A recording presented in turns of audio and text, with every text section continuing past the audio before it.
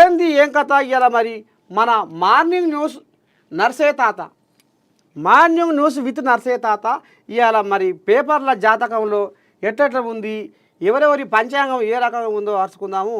ముందుగాల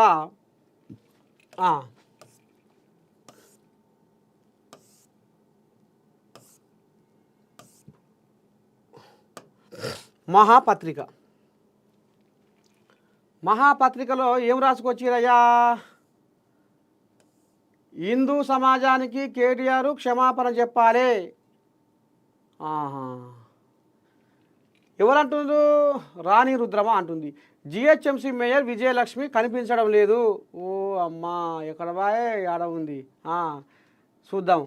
బెట్టింగ్ యాప్లను ప్రమోట్ చేయడం తప్పే.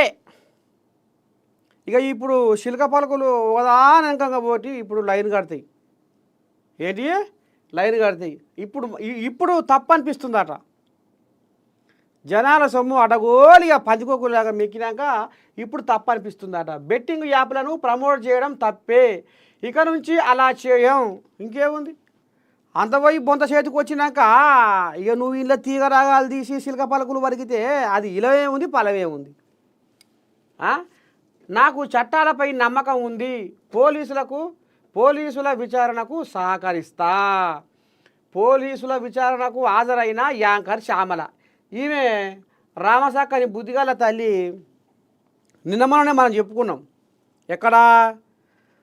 ఆంధ్రాలో కాశీనాయన ఏదైతే పవిత్రమైన పుణ్యక్షేత్రం ఉందో, ప్రసిద్ధిగాంచింది అది. ఆడికి పోతే ఏదైనా అనుకున్న కోరికలు నెరవేరుతాయి.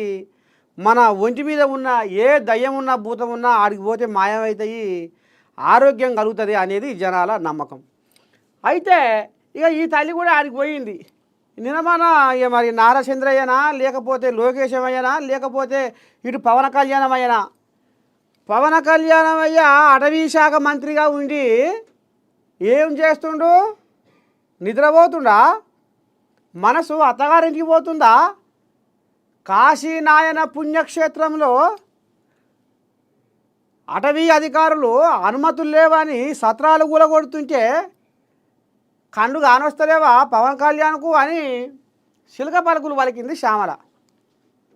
సరే, అడగాలే, ప్రశ్నించాలే, న్యాయం కోసం ధర్మం కోసం పోరాడాలి, తప్పేం లేదు. కానీ మరి నువ్వేం ఉద్దారకం చేసినావు తల్లి? ఇవాళ బెట్టింగ్ యాప్లను ప్రమోట్ చేయడం తప్పే అని ఒక్క మాట అని కెమెరా ముందర, మైకు ముందర ఒక్క మాట అని ఒడిపించుకుంటే ఆ భాగవతం ఒడిచిపోయినట్టేనా? మిమ్ములను నమ్ముకొని, మీ శిల్క పలుకులు నమ్మి మీరు చేస్తున్న వ్యవహారాన్ని అమాయక జనాలు, ముఖ్యంగా పడుసు పోరగాళ్ళు ఇవాళ దివాలా దీశ కాడికి వచ్చింది. అంతకంటే ఎక్కువ ఎంతోమంది ఈ బెట్టింగ్ యాప్లల్లా వీళ్ళు చెప్పే శిల్క పలుకులల్లా పలానా కంపెనీ, పలానా సంస్థ, పలానా వ్యవస్థ, అది ఇది బారు బూరు బచ్చన్నపేట అంటే ఆఖరికి వస్తారు కల్లా మీ మాటలు నమ్మి ఇలా అర్ధాంతరంగా వాళ్ళు ఆగమైపోయారు. చచ్చిపోయిన లేపుతావు అయిపో నువ్వు. మీ మాటలు పట్టుకొని ఇవాళ భూములు అమ్ముకొని, జాగలు అమ్ముకొని, అప్పులు చేసి, సప్పులు చేసి ఇవాళ పోరగాళ్ళు పగ్గం పాడైపోయారు. పెళ్ళిళ్ళు కాక, పేరంటారు కాక ఈ బెట్టింగ్ యాప్ల మోజులో పడి వీళ్ళ మాయ మాటలు నమ్మి ఎంతోమంది బలైపోయారు. మరి ఇప్పుడు ఆ బలైపోయిన వాళ్ళ కుటుంబాల సంగతి ఏంది? అలా చేయడం తప్పే, బెట్టింగ్ యాప్లను ప్రమోట్ చేయడం తప్పే అని ఒక శిల్కపాలకు వాళ్ళకి ఒడిపించుకుంటే అయిపోయినట్టేనా? ఆ బలైపోయిన కుటుంబాల కథ ఏందో మరి వాళ్ళు ఎక్కడెక్కడ ఉన్నారు ఏంది ఆ కుటుంబాల కన్నా న్యాయం చేయరు. కొంతమంది చచ్చిపోయారు కానీ ఇగో గిసవంటి కథలు చెప్పేటివేమో అవి నీతులు, చేసేటివేమో గిసవంటి కథలు. ఇవే నిన్నమోన కాశీనాయన పుణ్యక్షేత్రం మీద నీ దండం పెట్టి ఇంతింత పొడుగు మాటలు మాట్లాడింది. ఇవాళ ఆఖరికి వస్తారు కల్లా పప్పుల కాలేసి బెట్టింగ్ యాప్లను ప్రమోట్ చేయడం తప్పే అని ఇగో ఈమె శ్యామల, యాంకర్ శ్యామల ఇక ఓడిపించుకుంది కథ. గిట్ట తయారయ్యారు లోకం మీద జనాలు. చెప్పేది ఒకటి, నాలుగు గోడల మధ్య చేసేది ఒకటి, బయటి సమాజానికి కనిపించేది ఒకటి. పాపం పంట పంతే ఎవరినైనా వదిలిపెట్టది, దేనికైనా కాలం మాత్రం తప్పకుండా నిర్ణయిస్తుంది అనేది ఇప్పుడు మనకు తేటతెల్లమవుతుంది. సరే, ఇంకేముంది అయమన వార్త? పెద్ద వార్త ఏముందయ్యా అంటే ఉగాదికి మంత్రివర్గ విస్తరణ. ఉగాదికి మంత్రివర్గ విస్తరణ. 6 బెర్తులు, అనేక మంది ఆశావాహులు. బీసీ 2, రెడ్డి లేదా వెలమ 1, ఎస్సీ ఎస్టీ మైనార్టీలకు 1, వివేకు రాజగోపాల్ రెడ్డి శ్రీహరిలకు లైన్ క్లియర్. పరిశీలనలో సుదర్శన్ రెడ్డి, ప్రేమ్ సాగరు, విజయశాంతి, ఆది శ్రీనివాసు, రామచంద్ర నాయక్. హైకమాండ్ పిలుపుతో ఊటాబుటిన ఢిల్లీకి CM Revanth, PCC chief Mahesh, బట్టి ఉత్తమ్. కేసీ వేణుగోపాల్తో కీలక చర్చలు. తర్వాత ఖర్గే రాహుల్తో భేటీ. సామాజిక వర్గాలు, జిల్లాల వారీగా లెక్కలు. ఉగాదికి మంత్రివర్గ విస్తరణ. అయితే ఇక బుగ్గకారు బుగ్గకారు బుగ్గకారు ఈ బుగ్గకారు చేయబట్టి కొంతమంది బువ్వ తింటలేరు. కొంతమంది బువ్వ తింటలేరు అట. వాళ్ళు నీ బువ్వ సలగుండా బువ్వ తీసుకొచ్చి ఆడ పెడితే ఈ బువ్వ సలగుండా పా, నా బాధ నాకు ఇంటే మీకో బాధ. ఎద్దోడు ఎదుకొడిస్తే ఇంకెవడో కొవికేసినట్టుంది మీ సకదానం. బుగ్గకారు ఎప్పుడు వస్తుందిరా దేవుడా, రామ, శంకర, భగవంత అని మేము తపస్సు చేసుకుంటా, తలుసుకుంటా, కొలుసుకుంటా పబ్బది పడుతుంటే మీరు బువ్వ బువ్వ అంటారేంది అని ఇంటోళ్ళని తిప్పట్లాడుతున్నారట. అయితే ఈ బుగ్గకారు కోసము ఇక మరి ఏంది ఏం కథ అంటే ఇప్పుడు దీనికి జరంతా కొలిక్కి వచ్చిందట వ్యవహారం. ఉగాది గోలిగా అందరూ పంచాంగాలు చదివితే వీళ్ళు ప్రమాణ స్వీకారాలు చదివియాలి అనేది ఒక కంకణం కట్టుకుందట ఇప్పుడు సర్కారు. ఇక అందుకనే రేవంతం అయ్యా ఉత్తము బట్టి షెడ్డో పడ్డో ఇక మరి పెద్ద మనుషులతోటి ఏమేమి మాట్లాడాలి, ఎవరెవరికి ఇవ్వాలి, ఎట్టెట్టి ఇవ్వాలి, ఏ సమాజ వర్గానికి ఏమి ఇవ్వాలి, ఏ శాఖ ఒప్పచెప్పాలి. మరి కోళ్ళాగలేమో చాలా మంది బుగ్గకారు మీద కాల్చి పెట్టినాయి. మరి ఎవరికి ఇవ్వాలి? మళ్ళీ ఇంట్లో ఏమన్నా తీరా స్థానిక సంస్థల ఎలక్షన్ దగ్గరికి వచ్చినాయి, మూతి ముంగడికి వచ్చినాయి. మళ్ళీ ఇప్పుడు ఏమైనా పుసుక్కున కోళ్ళాగలు మళ్ళీ ఏదన్నా ఆయమన్నా కోళ్ళాగ కాడెత్తేస్తే మళ్ళీ మన పరిస్థితి ఏంది అనేది ఇప్పుడు వాళ్ళకు కూడా ఇక లోపల లటుకు గుట్టుకు అంటుంది. కాబట్టి ఇక అక్కడ ఖర్గేతోటి, కేసీ వేణుగోపాల్తోటి, ఇక షెడ్డో పడ్డో పార్టీ అధిష్టానము, రాహుల్ గాంధీ, సోనియమ్మ ఇక వాళ్ళతోటో వీళ్ళతోటో ఎట్టనైనా చేసి మొత్తానికి ఉగాదికి ఈ మంత్రివర్గ విస్తరణ, ఈ మంత్రివర్గ కొలువులు ఒడిపించుకోవాలి అనేది ఇప్పుడు పట్టుబట్టి కూర్చుంది సర్కారు. అయితే ఇక ఇంట్లో ఇప్పుడు రెడ్డి సామాజిక వర్గానికి ఇప్పటికే ఇప్పుడు రేవంతమయ్యకు ఆయన సీఎంఏనా, పెదకోమటి రెడ్డి, మళ్ళీ పోతే ఉత్తము, మళ్ళీ పోతే పొంగులేటి, అప్పుడే నలుగురు ఇప్పుడు రెడ్లకే ఉంది పెత్తనం శాఖలు. ఇక ఇంట్లో రేవంతమయ్య కాడ ఇంకో 2 శాఖలు 2, 3 ఉన్నట్టున్నాయి. ఇటు హోం మంత్రి ఉంది, మళ్ళీ పోతే విద్యాశాఖ ఉంది. ఇవే బలమైన శాఖలు. విద్యాశాఖ, హోంమంత్రి, ఇంకా ఎస్సీ ఎస్టీ సెటపాటో ఇంకా సంక్షేమ శాఖలు ఉన్నాయి. అయితే ఇక పెదకోమటి రెడ్డి మనకు తెలుసు, ఆయన పెద్ద మనిషి రోడ్లు భవనాలు, ఉత్తమ్ కుమార్ నీటిపారుదల, ఈ పెద్ద మనిషి రెవెన్యూ. ఇక మొత్తానికి పోతుంది కథ. ఇప్పటికే 4 ఉన్నారు రెడ్డిలు. ఇక ఇంట్లో పోటీ పడే కోయాగా ఏ అంటే చిన్న కోమటి రెడ్డి. మరి మీ అన్నకు ఉండనే ఉండే, ఇంకా నీకెందుకే మంత్రి పదవి, 1 ఇంటి 2 అంటే ఎంత ముద్దుగా మాట్లాడుతుర్రు. నేను భువనగిరి ఎంపీ ఎలక్షన్లల్లా మస్తు చెమట తీసిన, కాళ్ళకు గిరికలు కట్టుకొని ఎంపీ చామల కిరణ్ కుమార్ రెడ్డిని గెలిపించిన. ఊహిరే గెలిచిందా కోళ్ళాగా? నా హిమ్మతి లేనిది, నా మద్దతు లేనిది, నా ఆచార లేనిది, నా ప్రచారం లేనిది, నా ఆశీర్వాదం లేనిది, నా దీవెన లేనిది ఉకిరే ఉరుకులు పెట్టి కోళ్ళాగా ఇప్పుడు ఉరుకుతుందా ఢిల్లీకి? అని ఇప్పుడు చిన్నకోమటి రెడ్డి నాకు మంత్రి పదవి కావాలని ఇప్పుడు ఈ కోళ్ళాగా ఎగురులో పెడుతుంది. ఏది మునుగోడు ఎమ్మెల్యే. ఇక పోతే నిజామాబాదు బోధను ఎమ్మెల్యే సుదర్శన్ రెడ్డి కూడా ఓ దిక్కుంగా సురుకులు పుట్టిస్తుండు. ఏంది నీ పాడైపోను, నేను ఇంతగానం ఈ కాల్చి పెట్టుకొని ఏదో మీరు చేస్తారని ఉద్దారకం అనుకుంటే ఏంది రేవంతం సారు అని ఆయన మాట మాటకు పోను. ఎవరిది ఈ పోనా చూస్తే ఈ సుదర్శన్ రెడ్డి ఓని పాడైపోను గారు. ఇంకా ఈయన కథ ఇట్లా ఉంది. ఇక పోతే మల్రెడ్డి రంగారెడ్డి ఈ కోల్యాగా ఇబ్రాహీంపట్నం కోల్యాగా మల్రెడ్డి రంగారెడ్డి ఇక ఈ కోల్యాగా నీ దండం పెడితే మాట మాటకు కాడెత్తేస్తుంది. మాట మాటకు ఓరసూపుతోటి ఒరగొరగా పోతుంది. ఇస్తారా ఇయ్యరా? ఇయ్యకపోతే నాకు వరక మంత్రి పదవి ఇవ్వకపోతే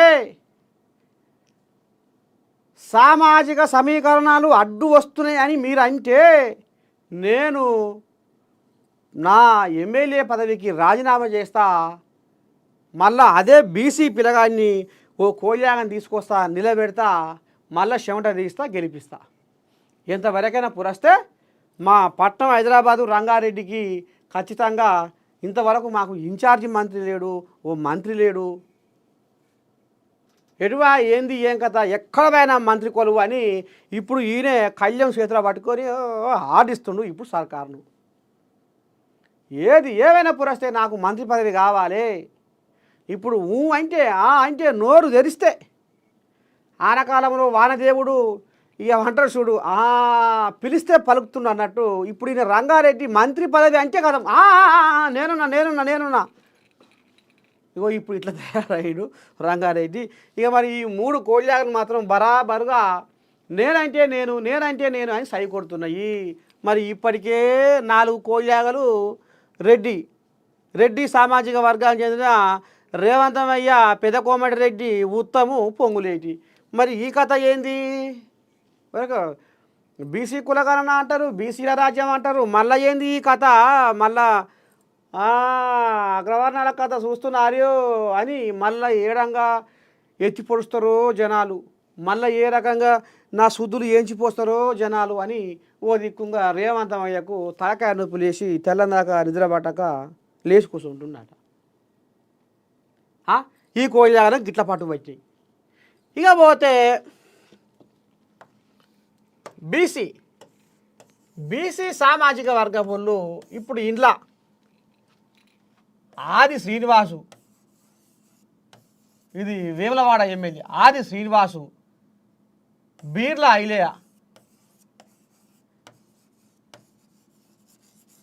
ఐలేయ, మళ్ళీ పోతే వాకిటి శ్రీహరి, ఇది మక్తల్ ఎమ్మెల్యే, ఈయన ఆలేరు ఎమ్మెల్యే, ఈయన వేములవాడ ఎమ్మెల్యే, వాకిటి శ్రీహరి మక్తల్ ఎమ్మెల్యే. ఈ కోయ కూడా తారాడుతుంది.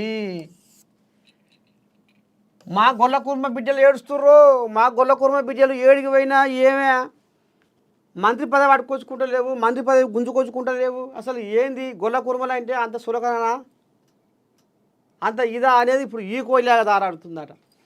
ఈ కోయిలాగా ముదిరాజు సామాజిక వర్గం చిన్నసనగా ఉందా తెలంగాణలో?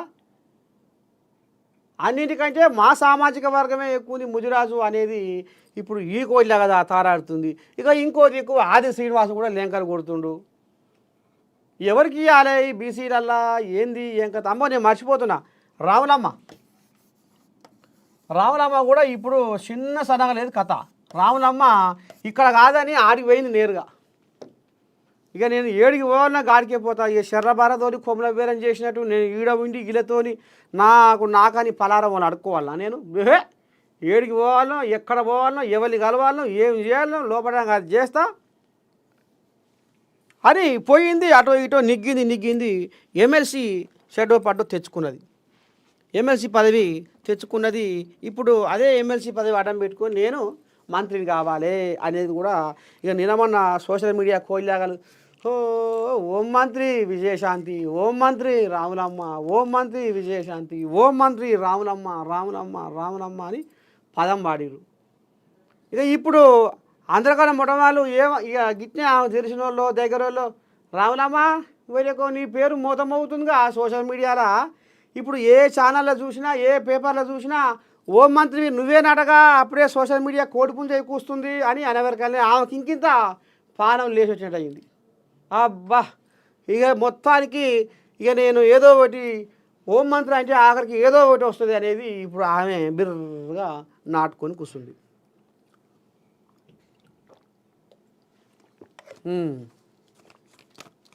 ఇంకో గిది కథ. ఇక ఎస్సీలకు ఎస్టీలకు ఇక ఎస్సీ వర్గాలకు పోతే, ఎస్సీ సామాజిక వర్గానికి పోతే ఇంట్లో ఆయన చెన్నూరు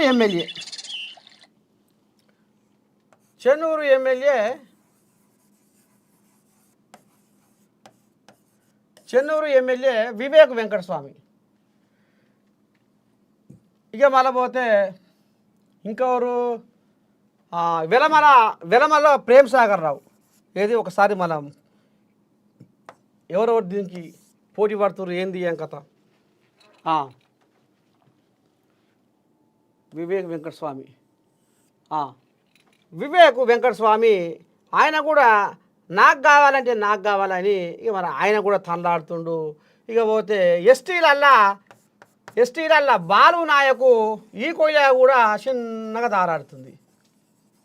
బాలు నాయకు మళ్ళీ పోతే రామచంద్ర నాయకు కూడా నాకు కూడా కావాలి అనేది ఇప్పుడు ఈ కోయిలాగా దారాడుతుంది. వెలమలల్లా ప్రేమ్ సాగర్ రావు దారాడుతుండు. అగ్రవర్ణాలకు ఇయ్యొద్దు ఇప్పటికే రెడ్డిలకు ఎక్కువైపోయినాయి అంటుంటే వాళ్ళు ముగ్గురు తనలాడుతుర్రు. ఇక ఇంట్లో ఎస్సీలల్లా కూడా ఒకరిద్దరు దాంట్లాడుతుర్రు. ఇక ఈ ఎస్టీలల్లా ఒకరిద్దరు దాంట్లాడుతుర్రు. ఇక మైనార్టీలల్లా ఎవరి పేరు కనబడతలేదు కాబట్టి ఎటనానా చేసి మరి వాళ్ళకు కూడా ఇస్తే బాగుంటుందో ఏమో, లేకపోతే ఇంకేం కథో అనేది కూడా ఇప్పుడు ఒదికు చర్చ నడుస్తుంది. ఎట చేయాలి, ఏం చేయాలి అని ఇక మరి ఈ రకంగా కథ ముంగడ పడుతుంది. మంత్రివర్గ విస్తరణ మాత్రము రేపు ఉగాది పండుగ గోలిగా ఇక మరి బ్రాహ్మణుడు పంచాంగం చదివినట్టు ఇక వీళ్ళు ఇప్పుడు ప్రమాణ స్వీకారం చేసే యాళ్ళ గడియ దగ్గరికి వచ్చి మూతి ముంగడికి వచ్చింది కాబట్టి మంత్రి పదవు అని కోయిలాగలు ఇక మరి ఈ రకంగా ఆంబయం వెళ్ళబోసుకుంటున్నాయి.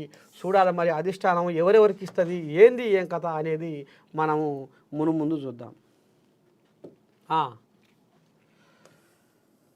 ఇక ఏప్రిల్ 15 నుండి సీఎం రేవంత్ రెడ్డి విదేశీ పర్యటన.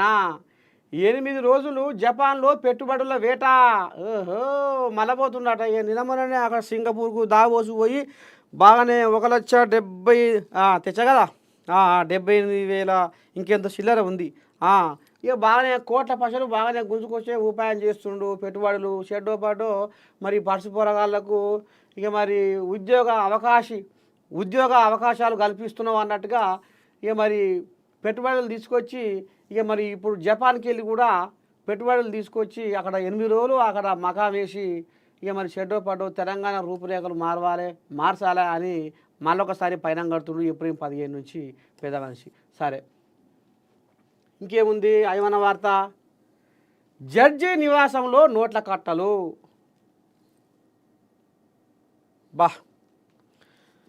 అవినీతి సర్వంతర్యామి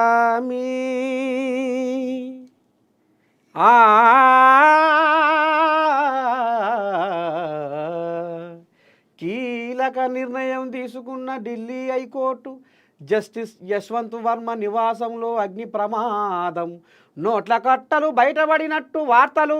ఆయనను న్యాయపరమైన విధుల నుంచి తప్పించిన ఢిల్లీ హైకోర్టు రిజిస్ట్రీ. ఇగో వచ్చిండు పెద్ద మనిషి. జడ్జి నివాసంలో నోట్ల కట్టలు. కీలక నిర్ణయం తీసుకున్న ఢిల్లీ హైకోర్టు. జస్టిస్ యశ్వంత్ వర్మ నివాసంలో అగ్ని ప్రమాదము. నోట్ల కట్టలు బయటపడినట్టు వార్తలు. ఆయనను న్యాయపరమైన విధుల నుంచి తప్పించిన ఢిల్లీ హైకోర్టు రిజిస్ట్రీ. చూసుకో ఎట్లా ఉందో కథ. ఢిల్లీ హైకోర్టు న్యాయమూర్తి జస్టిస్ యశ్వంత్ వర్మ అధికారిక నివాసంలో పెద్ద మొత్తంలో నగదు కట్టలు బయటపడ్డాయన్న వార్తలు తీవ్ర కలకలం రేపాయి. ఈ నేపథ్యంలో ఢిల్లీ హైకోర్టు కీలక నిర్ణయం తీసుకుంది. జస్టిస్ యశ్వంత్ వర్మను న్యాయపరమైన విధుల నుంచి తప్పిస్తూ ఢిల్లీ హైకోర్టు రిజిస్ట్రీ ప్రకటించింది. తదుపరి ఉత్తర్వులు వెలువడే వరకు ఈ నిర్ణయం అమల్లో ఉంటుందని స్పష్టం చేసింది. పోలీసులు సేకరించిన వీడియో ఆధారంగా జస్టిస్ యశ్వంత్ వర్మ ఇంట్లో అగ్ని ప్రమాదం జరిగినప్పుడు పోలీసులు తీసిన వీడియోలో కాలిపోయిన నోట్ల కట్టలు కనిపించాయి. ఈ వీడియోను Delhi police commissioner, Delhi high court ప్రధాన న్యాయమూర్తి జస్టిస్ దేవేంద్ర కుమార్ ఉపాధ్యాయకు సమర్పించారు. ఆయన ఈ విషయాన్ని నివేదిక రూపంలో సుప్రీంకోర్టు ప్రధాన న్యాయమూర్తి జస్టిస్ సంజీవ్ ఖన్నాకు అందజేశారు. సుప్రీంకోర్టు ఈ విషయంపై వెంటనే స్పందించి నివేదికలోని ఫోటోలు, వీడియోలతో సహా మొత్తం సమాచారాన్ని తన వెబ్సైట్లో ఉంచింది. ఈ వ్యవహారంపై విచారణ జరిపేందుకు సుప్రీంకోర్టు ప్రధాన న్యాయమూర్తి 3 న్యాయమూర్తులతో కూడిన కమిటీని ఏర్పాటు చేశారు. ఈ కమిటీ వీలైనంత త్వరగా విచారణ ప్రారంభించనుంది. అయితే విచారణకు సంబంధించిన తుది గడువును మాత్రం నిర్ణయించలేదు. మొత్తానికి ఇగో అక్కడ ఢిల్లీలో ఇక మరి కథ మోతమోగుతుంది. జస్టిస్ యశ్వంత్ వర్మ మరి అవినీతి అనేది లంచము అన్ని అంచుల బాకిందో ఈ దేశంలోనా, లంచము అన్ని అంచుల బాకిందో ఈ దేశంలోనా, కుంభకోణాల కేంద్రమయ్యిందో ఈ దేశంలోనా. ఈ అవినీతిని అంతమొందిస్తాము, ఈ అవినీతిని రూపుమాపుతాము, ఈ అవినీతిని పాతాళం దొక్కుతాము, అవినీతికి రూపురేఖలు లేకుండా చేస్తాము ఈ భారతదేశంలో అని ఎంతోమంది ఉద్యమకారులు మరి తెర మీదకి వచ్చిర్రు, ఎన్నో పోరాటాలు చేస్తుర్రు. అయినా ఎక్కడ చూసినా అవినీతి ఎట్లయిపోయిందయ్యా అంటే అవినీతి సర్వంతర్యామి అనేటట్టుగా అయిపోయిందిలా. ఇప్పుడు అంటే ఎక్కడనైనా ఉన్నది, ఏ ఆఫీసులోనైనా ఉన్నది, ఆఖరికొస్తరకల్లా ఒక పవిత్రమైన ఒక న్యాయ వ్యవస్థలో కూడా మరి ఈ కథ ముంగడబడుతుందంటే, ఈ రకంగా చెప్పుకోవాల్సి వస్తుందంటే ఇక ఎక్కడ ఉంది న్యాయము? ఎవరు చెప్తారు న్యాయము?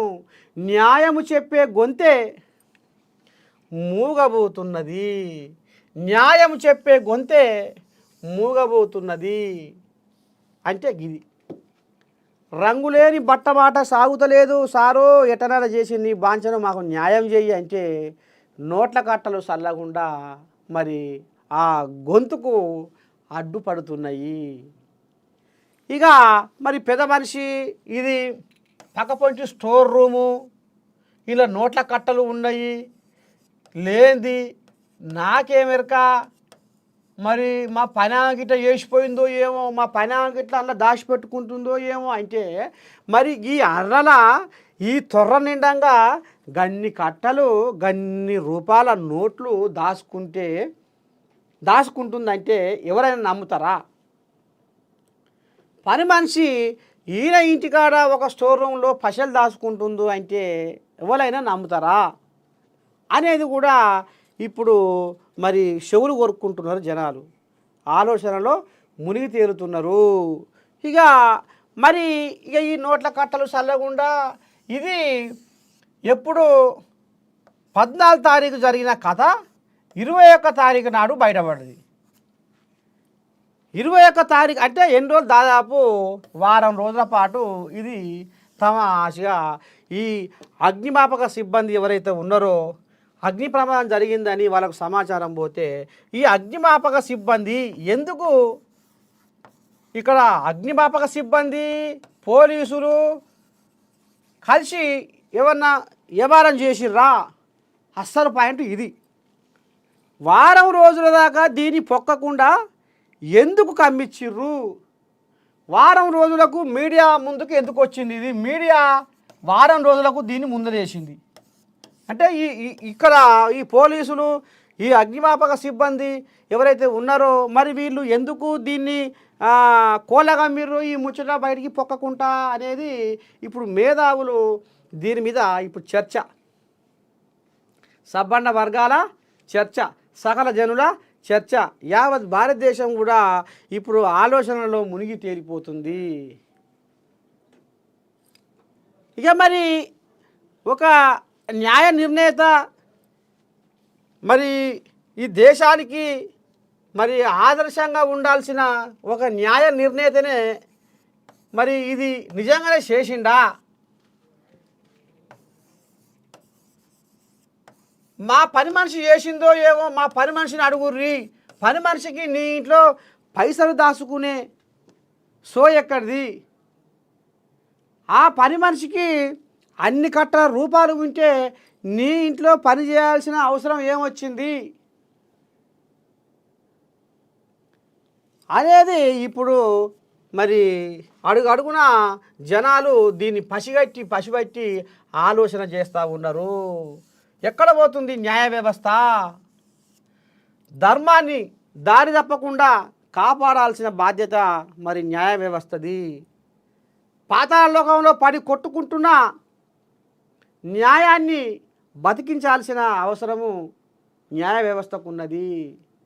సమాజంలో అల్లుకపోయిన కుళ్ళును తొలగించడానికి న్యాయ వ్యవస్థ కంకణబద్ధమై మరి ఉండాలి కదా అనేది మరి గిట్టెట్ అవుతుంది అనేది ఇప్పుడు దీని మీద పెద్ద సోషల్ మీడియాలో రాద్ధాంతం నడుస్తున్నది. ఇగో గిది కథ. మరి ఈయన ఎమ్మటే ఆగమేఘాల మీద ఎక్కడా అలహాబాద్ కోర్టుకు పోవాలని వీళ్ళు ఆర్డర్ వేస్తే అలహాబాద్ లేదు లేదు లేదు లేదు అవినీతి మచ్చబడ్డ కోల్యాగా మాగాడికి ఎందుకు? ఒకప్పుడు ఆయన అలహాబాదులోనే చేసిపోయిందట. మళ్ళీ ఏది లేకుండా ఎక్కడ లేకుండా ఈయన 14 తారీఖు నాడు ఈ కథ జరిగితే ఈ 21 తారీఖు బయటకు వస్తే ఈ 5-6 రోజులు ఈయన మళ్ళీ కొలువుకే పోయిండట. ఏమవుతుంది ఏం పోతుంది అంత నాదేగా అన్నట్టుగా కొలువుకే పోయిండట. రామసకదరంగా కొలువు చేసుకుండాట. ఇప్పుడు ఇది ఏడికి దారి తీస్తుంది?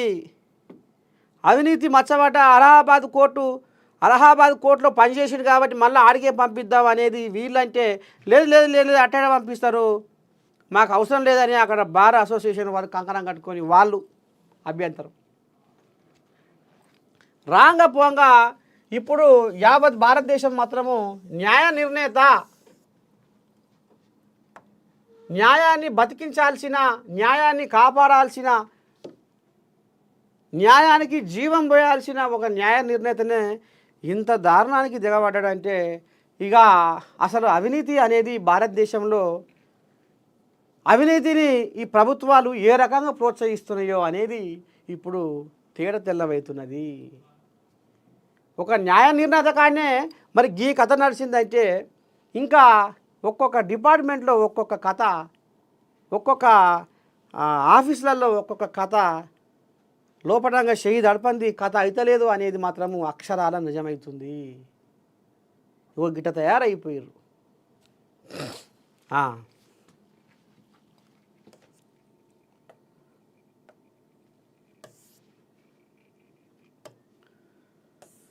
సరే,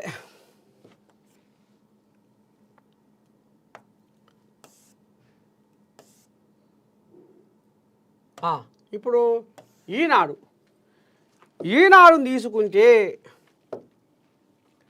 మంత్రివర్గ విస్తరణకు పచ్చ జెండా. ఇక వీళ్ళు గదే రాసుకొచ్చారు. అమ్మో, ఈ విడతలో 4 అవకాశం. శ్రీహరి ముదిరాజ్, రాజగోపాల్ రెడ్డి, వివేకు, సుదర్శన్ రెడ్డి పేర్ల పరిశీలన. 6 పదవులను భర్తీ చేస్తే ఎస్టీ మైనార్టీలకు చోటు.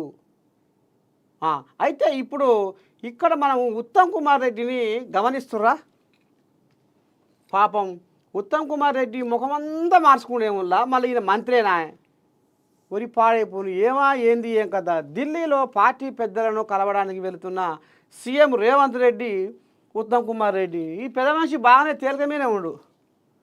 రేవంత్ అయ్య బాగానే తేలికమీనే ఉండు, మంచి హుషారు మీదే ఉండు. కానీ ఉత్తమ్ కుమార్ అయ్య ముఖమంతా మార్చుకుండు, ఆయన సొమ్మంతా ఎవడో తిన్నట్టుగా.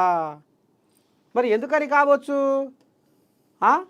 రాష్ట్ర మంత్రివర్గ విస్తరణకు కాంగ్రెస్ హైకమాండ్ పచ్చ జెండా ఊపినట్టు తెలుస్తుంది. సరే, ఇప్పటిదాకా మనం చెప్పుకున్న భాగవతమే ఇది. అయితే ఒక్కసారి మనము పాపం ఉత్తమ్ కుమార్ రెడ్డి ఎందుకని ముఖం మార్చుకుండు? ఓ పిల్లగా జూమ్ మంచిగా పెట్టు. పాడియంగారా పెద్ద మనిషికి ఏం కష్టం వచ్చానేమో ఇక ఈ అన్యాలం పాడైపోను.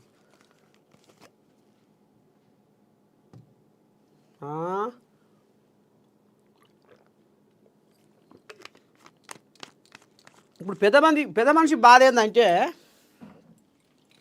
ఇవా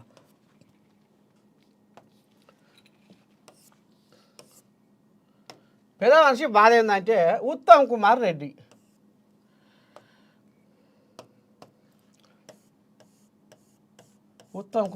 అదే ఇప్పుడు మనం చూసాం కదా పెద్ద మనిషి పాపం బాధపడుతుండు.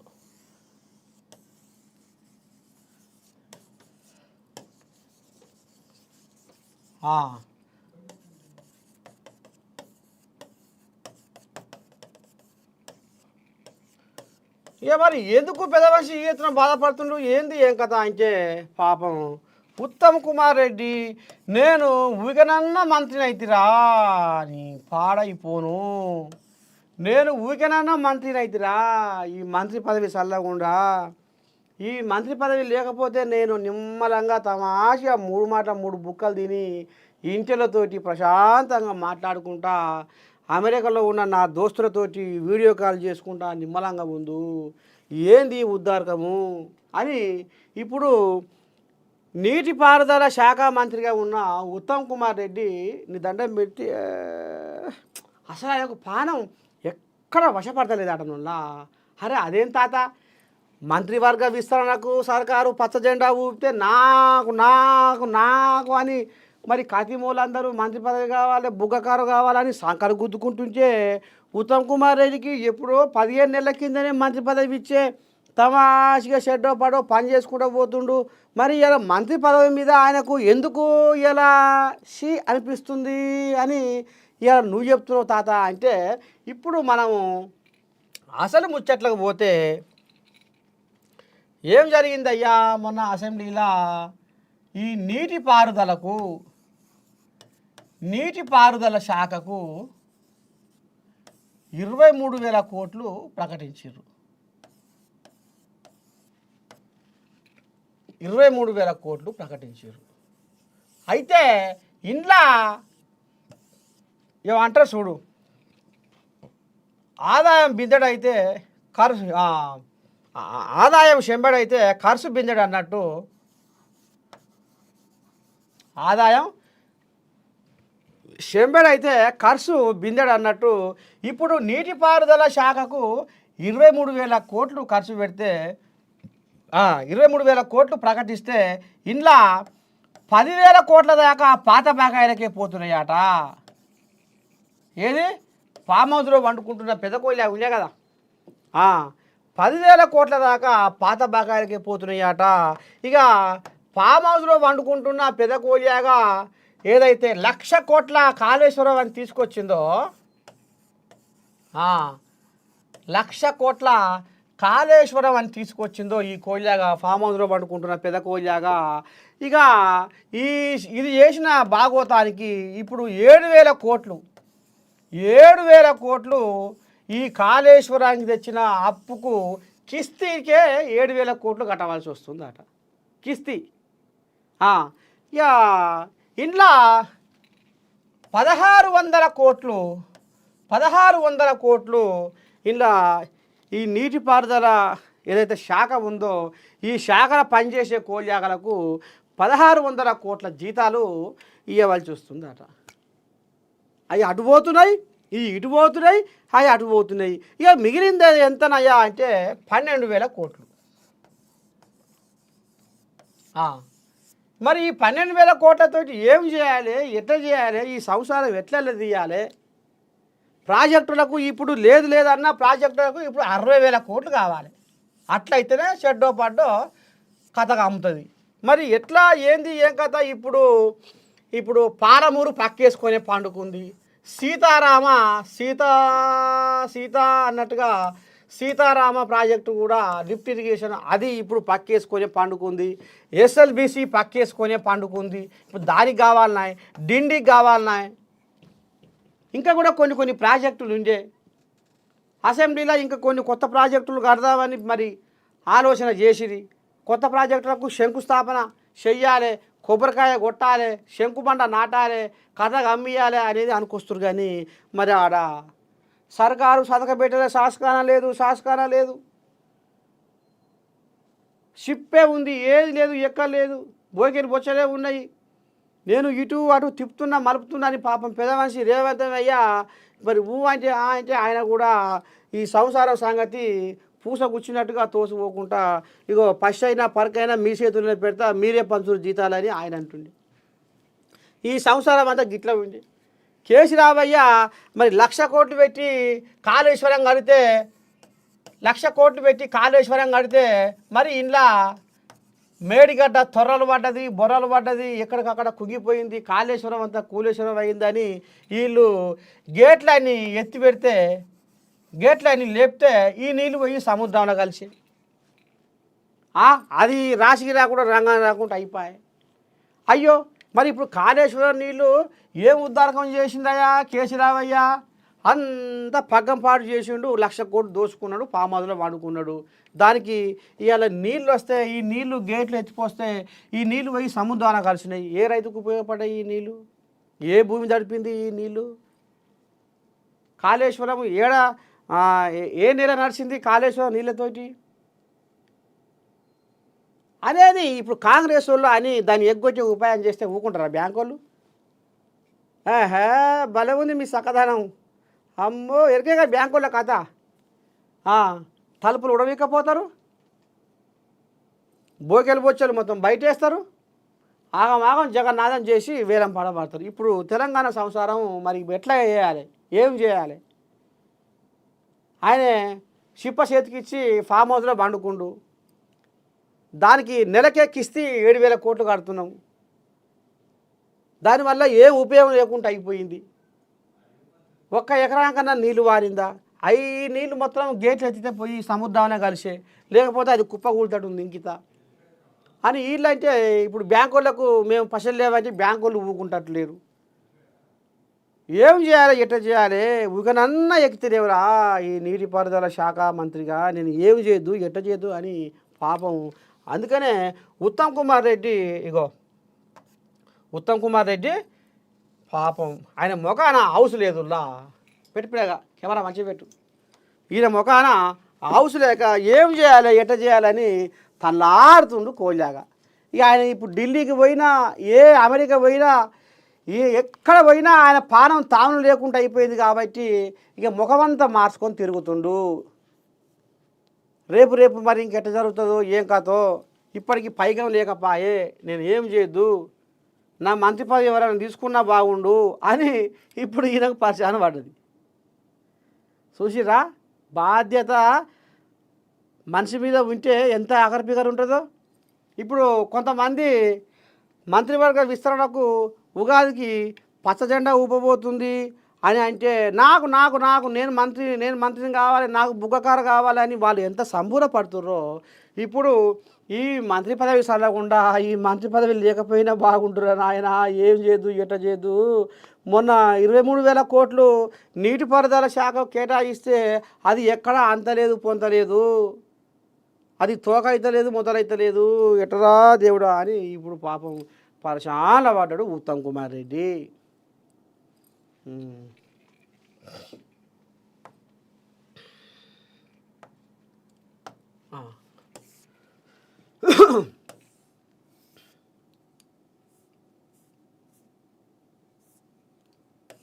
వేగంగా ఎల్ఆర్ఎస్ ప్రక్రియ పొంగులేటి వచ్చిండు. పోయికో మళ్ళీ వచ్చింది కథ. హైదరాబాదు స్థానిక సంస్థల ఎమ్మెల్సీ ఎన్నిక ఇక అక్కడక్కడ చుట్టుపక్కల అయిపోయినాయి. ఇప్పుడు ఇక పట్నం హైదరాబాద్లో పడ్డది కథ. ఎమ్మెల్సీ ఎన్నిక ఏప్రిల్ 23న షెడ్యూల్ విడుదల. హైదరాబాదు స్థానిక సంస్థల నియోజకవర్గ ఎమ్మెల్సీ ఎన్నికకు కేంద్ర ఎన్నికల సంఘం సోమవారం షెడ్యూలు విడుదల చేసింది.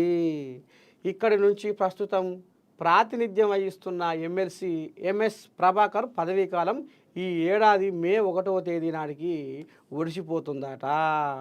ఇక కొత్త ఎమ్మెల్సీ ఎన్నికకు ఏప్రిల్ 23న పోలింగ్ నిర్వహించనున్నారు.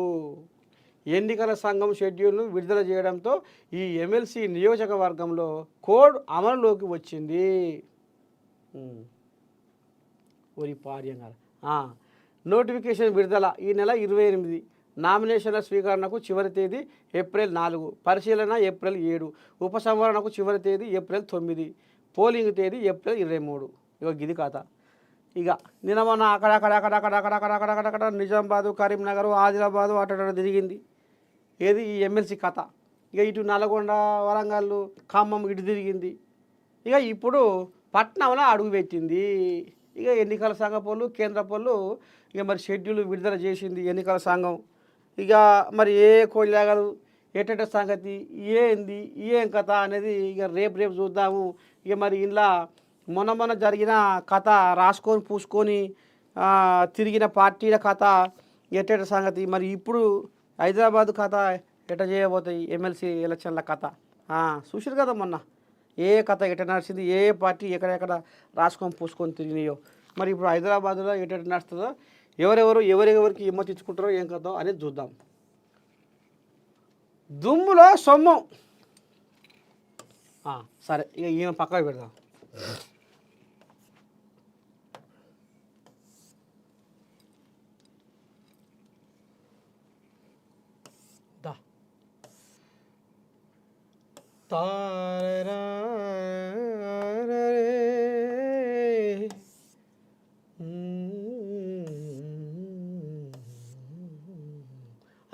అయితే ఇప్పుడు ఇక్కడ మనం ఒక ఆయమన్న ముచ్చట చెప్పుకోవాలనులా. ఇప్పుడు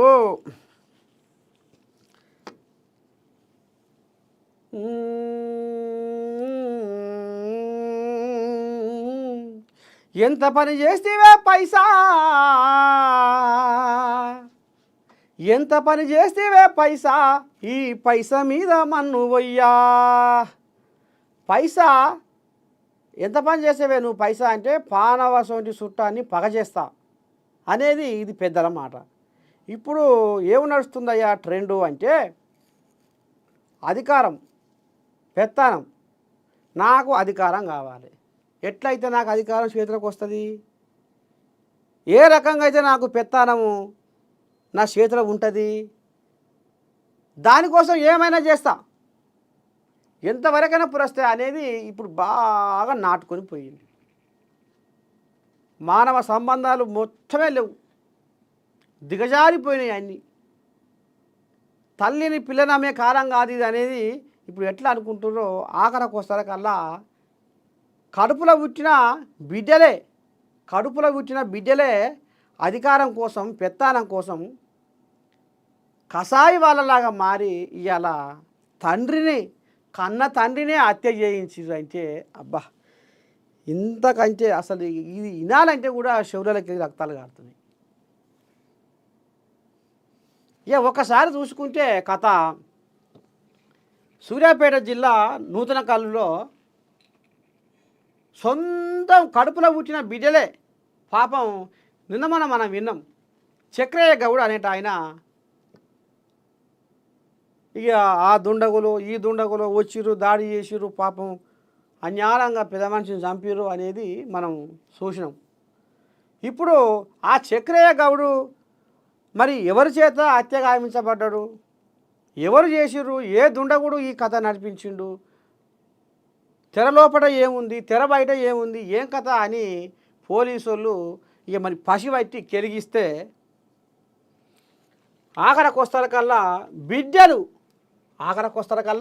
బిడ్డలు అల్లుండు కలిసే ఈయన సర్పంచ్గా 30 ఏళ్ళు చేసినారు చక్రయ్య గౌడు. తర్వాత సహకార సంఘం ఏదో చైర్మన్ కూడా చేసిండట. అయితే ఇంట్లో ఊర్లల్లో వర్గాలుగా మారిపోయి, అమ్మ మా నాయనదే నా ఎప్పటికీ పెత్తానం, మా నాయనే మాకు అడ్డొస్తుండు, ఏం చేయాలి ఎట చేయాలని ఇక్కడ పాపం ఈ చక్రయ్య గౌడు అల్లుళ్ళు బిడ్డలు ఇద్దరు ఇక్కడ బిడ్డలు అల్లుళ్ళు కలిసి ఈ చక్రయ్య గౌడు పానానికి పుటం పెట్టారు. ఎంత రామసకరంలో చూడు, సిగ్గి శరం ఏమైనా ఉందా అంతకంటే? రామ రామ అంటే వీళ్ళ ఆధిపత్యం కోసము, వీళ్ళ పెత్తాలం కోసము ఇక పోలీసుల విచారణ తేలితే ఇగో పడకపోతురు చూడు. ఇక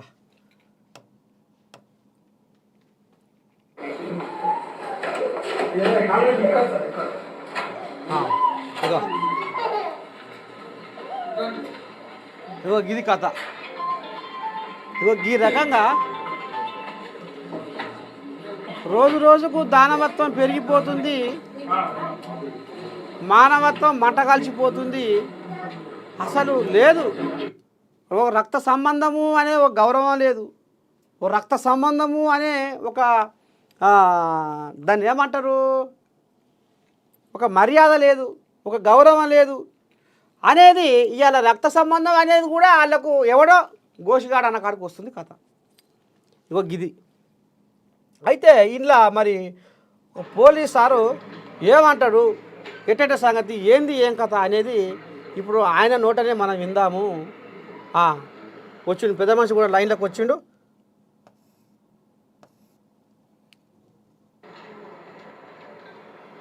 ఇక కానీ పెద్ద మనిషి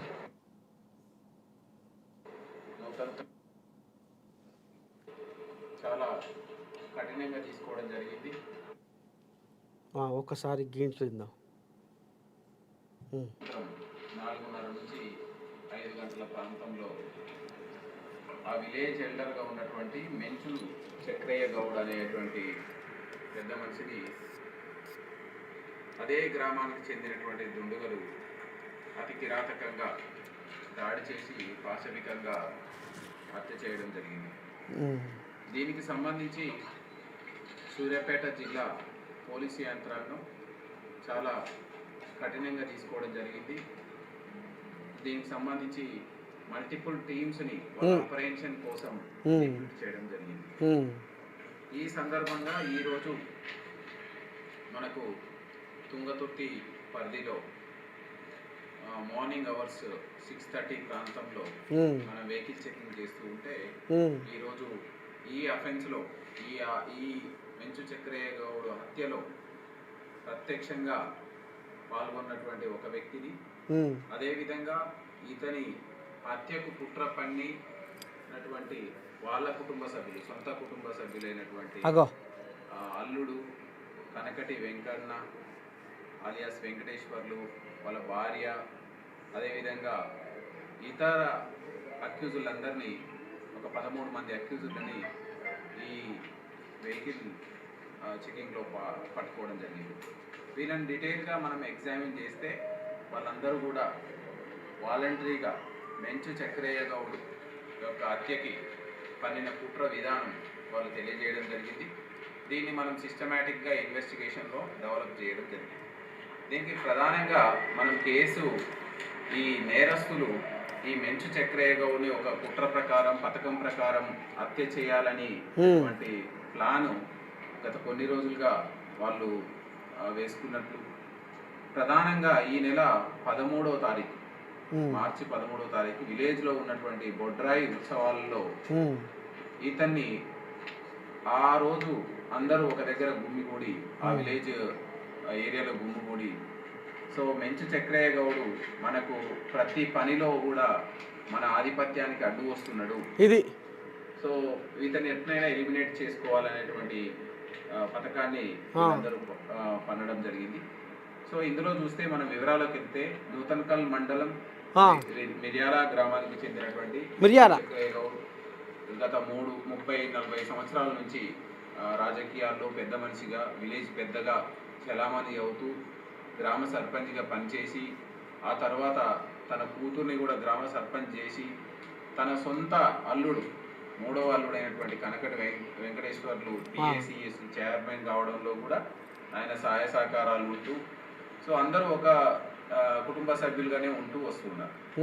2020 తర్వాత ఈ చక్రయ్య గౌడ్ తన అల్లుడైనటువంటి కనకటి వెంకన్న ఎప్పుడైతే పిఎస్సిఎస్సి చైర్మన్ అయినాడో మండల స్థాయిలో తన ఆధిపత్యం చెలాయించడం, అదేవిధంగా చెలాయిస్తున్నప్పటికీ విలేజ్ లో మెంచి చక్రయ్య గౌడ్ యొక్క ఆధిపత్యం అనేది కొనసాగుతూ వస్తుంది.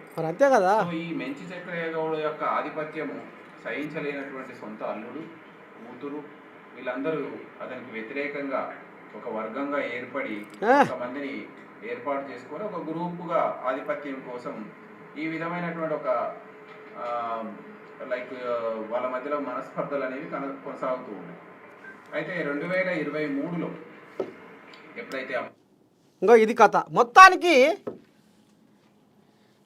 అంటే ఇప్పుడు దీన్ని బట్టి ఏం అర్థమైంది, ఆయనే సర్పంచ్గా చేసిండు, నాతో పాటు కూడా నా బిడ్డే నా అల్లుడు ఎదగాలి, రాజకీయంగా ఎదగాలి, ఆర్థికంగా ఎదగాలి అని పడ్డ వాళ్ళకు చేదోడు వాదోడుగా ఉండి ఓ కొలిక్కి తీసుకొచ్చినాక ఆయన మండల స్థాయిలో అల్లుడిని లీడర్ని చేసినాక ఆఖరికి వస్తారు కల్లా ఏమైంది అంటే మిర్యాల అనే ఊరిలో మా మామ పెత్తారం ఆయన మాట అసలు చెల్లకుండా చెయ్యాలి,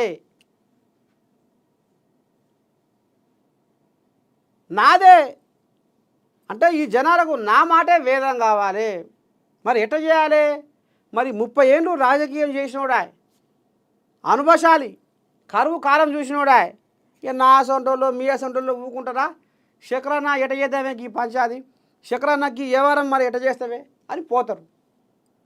అయితే ఇప్పుడు ఇది వాళ్లకు అల్లునికి బీజకు మింగుడు పడకుండా అయిపోయింది. ఇక వీళ్ళు పక్కంగా ఓ గుంపును కట్టి ఇక ఏ గుంపును కట్టినా మరి ఆయన పెద్ద మనిషి, కరువు కాలం చూసిన పెద్ద మనిషి కాబట్టి, అనుభవం ఉన్న పెద్ద మనిషి కాబట్టి ఈయనే ధీటుగా ఎదుర్కోలేకపోతున్నాడు. లోపలంగా ఎన్ని కుట్రలు చేసినా ఇక మరి ఎట్లా చేయాలి, జనాలు చక్రయ్యను ఎట్లా మర్చిపోవాలి అంటే ఈయనని పుటం పెడితేనే మర్చిపోతారు. గప్పుడు నా కాడికి వస్తారు, మా దగ్గరికి వస్తారు, మా చెప్పు చేతుల్లో ఉంటారని దుర్మార్గుడు ఎంత పనికి ఒడిగట్టిండంటే వీరికి ఎందుకు లజ్జ లేదో, ఎందుకు సిగ్గి లేదో, వీడు ఇవాళ మామతోటి ఇవాళ మరి ఈ రకంగా రాజకీయ విద్యాబుద్ధులు నేర్చుకొని ఆఖరికి వస్తారు కల్లా తిన్నకాడ పక్క సాపలు కాల్చినట్టు ఇగో గింతటి దారుణానికి మరి ఆయన భార్య ఇప్పుడు చక్రయ్య గౌడు బిడ్డ అన్నట్టు మరి ఆమెకెందుకు జరనన్నా అయ్యో ఇక అనొద్దు ఆడపిల్ల కానీ శాశ గింతటి దుర్మార్గమైన చర్యకు వీళ్ళు ప్రయత్నం చేసి పూనుకుని ఇవాళ జ్ఞానంగా చక్రయ్య గౌడును పొట్టన పెట్టుకుర్రు అంటే ఈ పాపము ఊరికేపోతాదులా, కర్మ ఎవరిని వదిలిపెట్టదు. వారికి నోట్లే ముక్కుల మూతిలో పురుగులు పడి జిబ అని పురుగులు పడి చేస్తాడు ఎవడైతే హత్య చేయించిండో. కర్మ ఎవరిని వదిలిపెట్టదు, కాలం ఎప్పుడు సమాధానం చెప్పాలో గప్పుడే చెప్తుంది. ఉరుగున పెడితే పొద్దు ఊకదు, కాలం ఎప్పుడు సమాధానం చెప్పాలో గప్పుడే చెప్తుంది. ఈ దుర్మార్గుడి ఏదైతే కుట్ర రాజకీయం చేసి అజ్ఞానంగా పెద్ద మనిషిని పొట్టన పెట్టుకుండో ఎప్పుడో ఒకసారి పాపం పంతది, దానికి రెట్టింపుగా ఆయనే ఖచ్చితంగా అనుభవించవలసి వస్తుంది. విధి ఊకోదు, గంపంత కన్ను పెట్టుకొని ప్రకృతి చూస్తూ ఉన్నది. ఇది మానవ సంబంధాలు, రక్త సంబంధాలు ఏడ ఉన్నాయి, ఎక్కడ ఉన్నాయి? సరే ఇక ఇంతతోటి మన మార్నింగ్ న్యూస్ విత్ నర్సే తాత మరి పొద్దుగాటి ముచ్చట్లకు ఇవి మరి సెలవు చెప్తున్నా. రేపు పొద్దుగాల మళ్ళా కలుసుకుందాము. అంతవరకు మీరు ఏం చేయాలి, చూస్తూనే ఉండాలి మన ANN. ఉంటా శనార్థి, నమస్తే.